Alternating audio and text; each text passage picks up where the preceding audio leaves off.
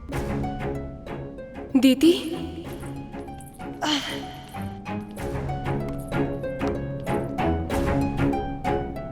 तुम ठीक तो हो? हे आदिशक्ति श्री माता ललिता, कृपया दर्शन दे। ओम श्री मात्रे नमः। ओम श्री मात्रे नमः। ओम श्री मात्रे नमः।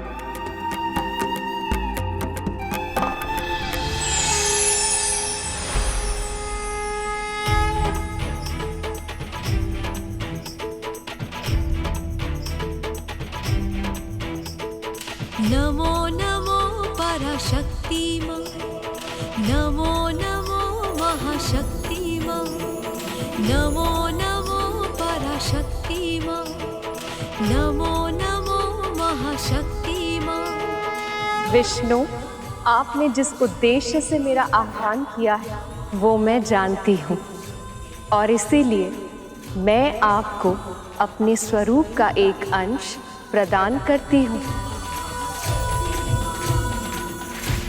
उससे उत्पन्न हुआ आपका मोहिनी रूप आपके मनोरथ को अवश्य सफल करेगा।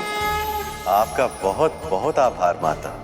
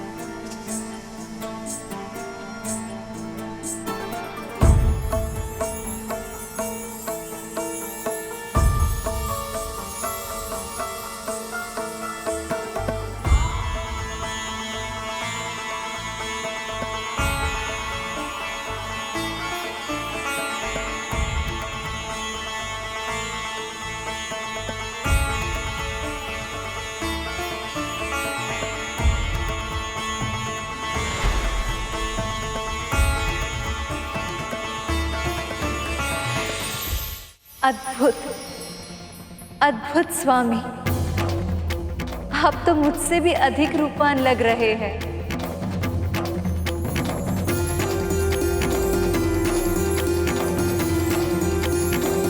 प्रभु,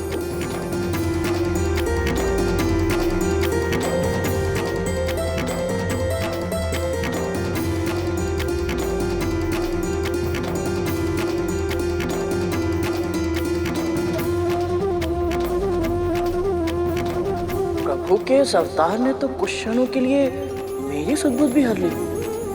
क्या इनका प्रभाव असुरों पर पड़ पाएगा?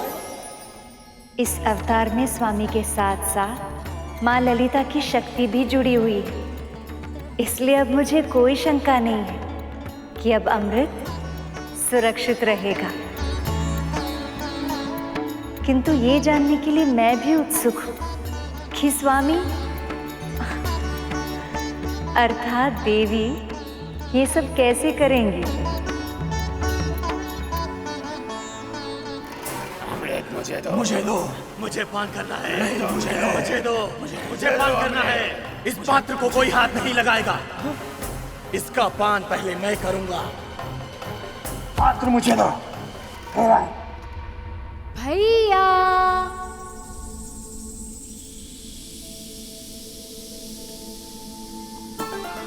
रोको उन्हें। दुष्टों, अमृत वापस दो। भैया, भैया, भैया, भैया कहाँ हैं आप? मुझे भय लग रहा है।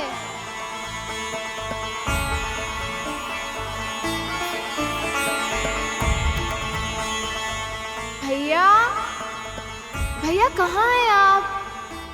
मुझे भय लग रहा है। इतना मधुर स्वर।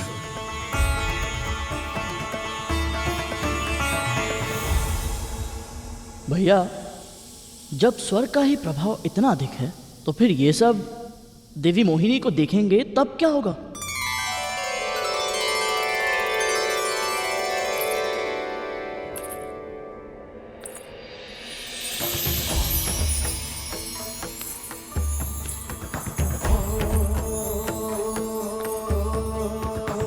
कुसुम कली है, खिली खिली है, सुंदर छैल छबीली, गौरांगी मधुर सजीली, कामिनी नारी नवेली, रंग रंगीले होठ रसीले, नैन बड़े कजरारे, एक झलक जो देखे कोई तन मन जीवन हारे।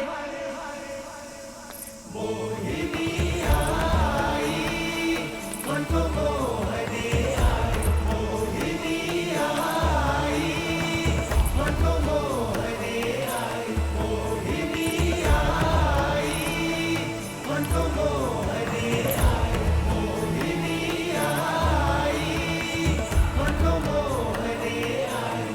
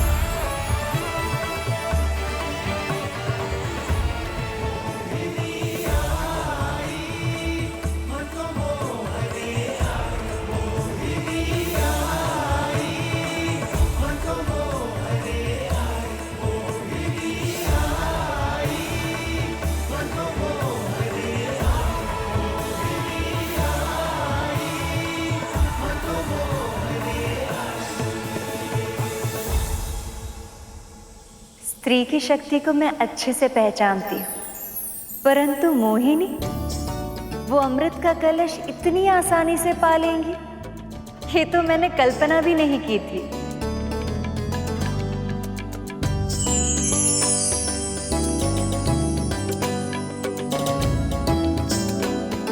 प्रणाम मामी श्री। सखी, आप सब यहाँ? जैसे ही ज्ञात हुआ कि मामा श्री इतनी अद्भुत लीला कर रहे हैं, हमसे रुका ही नहीं गया और हम चले आए यहाँ आपके साथ इस अनोखी लीला का साक्षी बनने। मामा जी का ये अवतार तो किसी शीला को भी अपनी ओर आकर्षित कर ले। अद्भुत है देवी मोहिनी, अद्भुत है।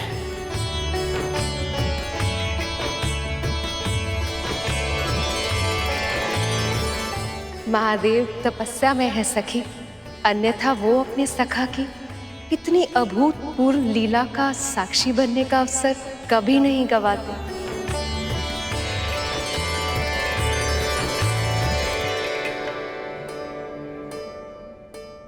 अरे अरे संभाल के, अभी ये कलश फूट जाता तो?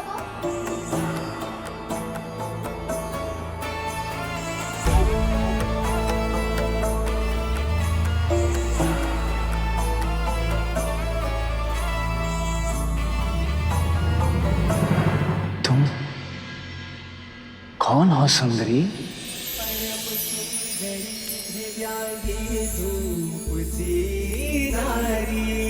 चंचला दिव्य अप्सरा मुस्कुराती रूप सी नारी, शोभनीय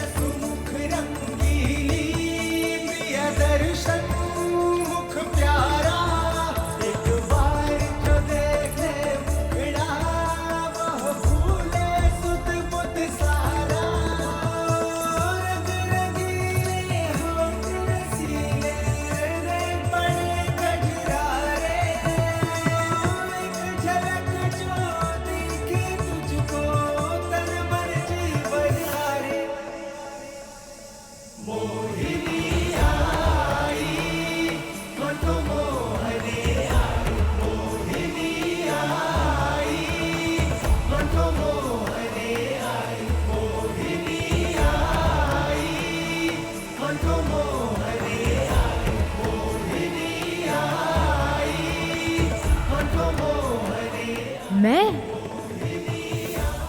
मेरा नाम मोहिनी। मोहिनी?